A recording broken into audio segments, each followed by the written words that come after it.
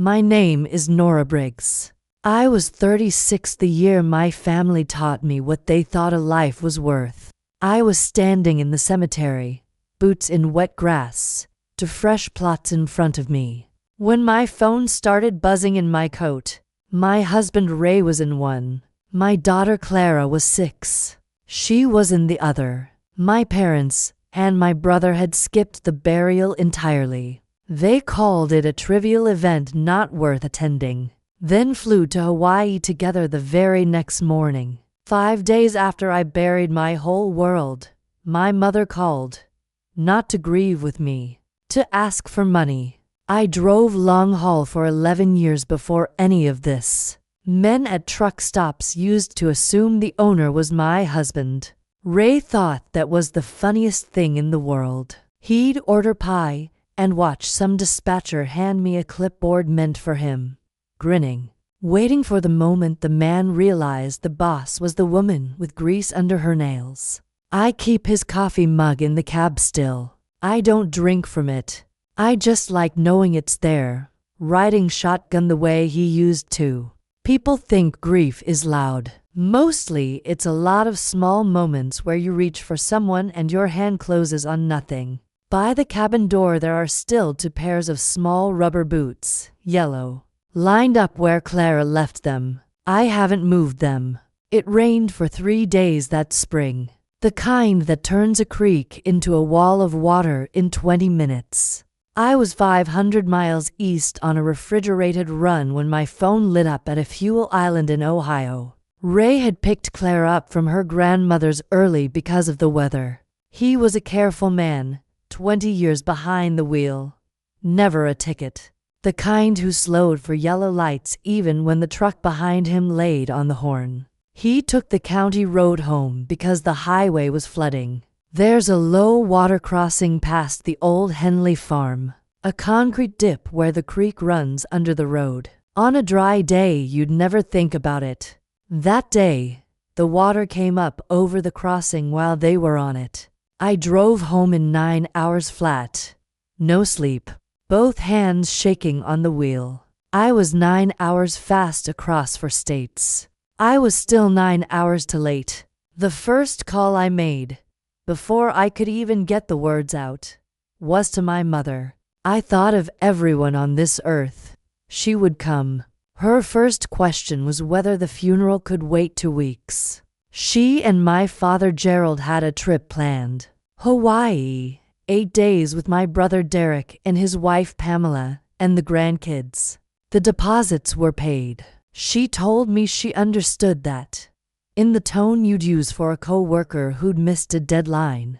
Then Pamela took over the family group text. She wrote that everyone was so sorry, but the tickets were non-refundable. The children had been looking forward to this, and surely I wouldn't want them to cancel the whole vacation over what she actually typed out. For all of us to read, a trivial event not worth attending.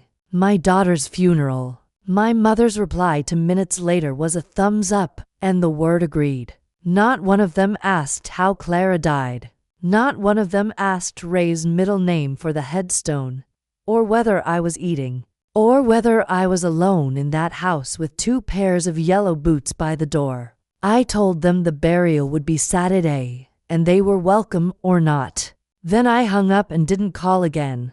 The front pew is reserved for family. At Ray and Clara's service, it was empty. I chose to sit in the 2nd row, because the people in the 2nd row had actually come. My Uncle Earl drove for hours and stood beside me the whole time, with his hand on my shoulder, like a man holding a fence post in a storm. Ray's dispatchers came in their work shirts. Clara's kindergarten teacher cried harder than I did. The whole soccer team showed up in their little blue jerseys, because Ray had coached them on Saturdays. My parents were on a beach. Their seats stayed empty and clean while 100 working people packed in shoulder to shoulder to say goodbye to a truck driver and a little girl. I gave the eulogy myself. I said Ray slowed down for yellow lights. I said Clara drew trucks instead of princesses. I said they were the best thing I ever built, and the only thing I couldn't keep. I didn't mention the empty pew. I didn't have to. Every soul in that room could see it. Afterward, Earl walked me to my car. Nora, they're not coming back to you. Not really. Plan your life like that's true. 5 days later, my mother got me on the phone. No, how are you? No, I'm sorry I missed it. There was wind and an airport announcement in the background, and her voice going straight to business. Nora, we need to talk about the money. The $40,000.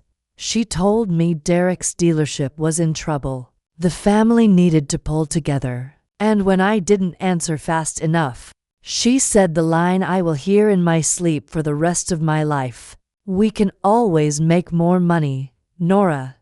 We can't make more family.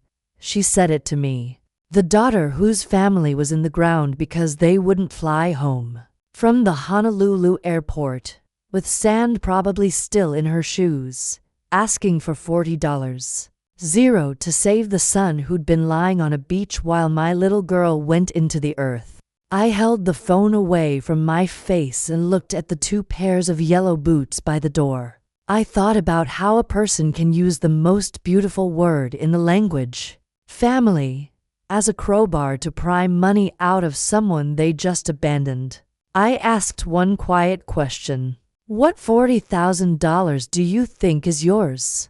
4 years earlier, I'd wanted to stop driving other people's freight and buy my own rig. A good used tractor ran about $90,000. I'd saved most of it, but I was short. The lender looked at my down payment and asked where $40,000 of it came from, because that's what lenders do. It had come from my parents, handed to me at a Christmas where they were feeling generous. The bank doesn't take your word for that. When part of a down payment comes from relatives, the lender makes them sign a letter stating the money is a true gift. No repayment expected. Not a loan in any form. I drove the paperwork to my parents' kitchen table myself and watched them both sign it. Then I filed it away and forgot it existed. My mother had forgotten it too, or decided it didn't count anymore. Now, with Derek sinking and my whole life buried in the cemetery, she'd reclassified that gift in her head. It wasn't a gift. It was an investment, one she figured the family could demand back whenever it pleased. Derek called the next day to finish what she started. He didn't ask about Clara either. He led with the dealership, then with family, then with the part that told me everything. Look, Nora, you're alone now. What do you even need it for? You're alone now. As if Ray and Clara were a budget line he'd helpfully zeroed out for me. Then Pamela texted, "Family money is a shared pool. You took from it once. It's someone else's turn." A week later I learned from my cousin, Renee, they'd already been telling the whole extended family their version. That poor Derek was struggling and selfish Nora sitting on her trucks wouldn't lift a finger for her own blood. They'd built the story before I'd even said no. They just needed me to play the villain in it. I decided I wasn't going to argue with their story. I was going to outlast it. One night, exhausted from the calls, I actually sat down with my checkbook. $40,000 would empty my cushion, but it would make the phone stop ringing. Some worn-out part of me just wanted the noise to end. Earl caught me at it. He'd been dropping by, fixing things that didn't need fixing, sitting in Ray's chair so it wouldn't be so empty. He saw the checkbook open on the table and said quietly, "You'd really write that, wouldn't you? You'd pay them to keep skipping your funerals." I put the pen down. He was right. The next morning at 4 o'clock I went to work. I called every shipper who'd ever trusted Ray and told them the truth, flat out. The owner was the woman with grease under her nails, the same as always. Still on time. I undercut nobody and outworked everybody. Then I filed the paperwork.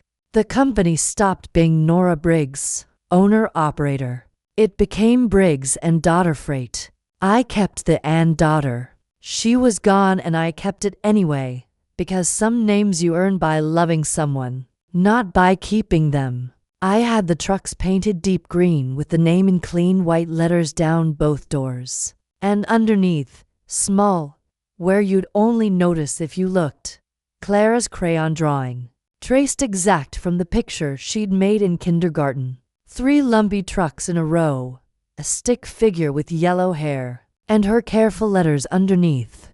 Mama's trucks. Renee called on a Thursday, lower voice, the kind people use when they're telling you something they're not supposed to. My parents' 40th wedding anniversary party was coming up. The whole extended family invited. Gerald was going to stand up during the toasts, make a family appeal, put me on the spot publicly, frame it as the prodigal daughter refusing to help her family in their hour of need.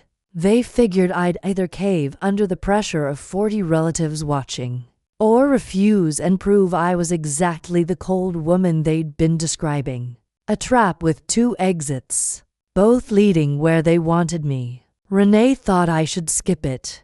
Stay safe. Don't give them the stage. For a minute, that's what I planned.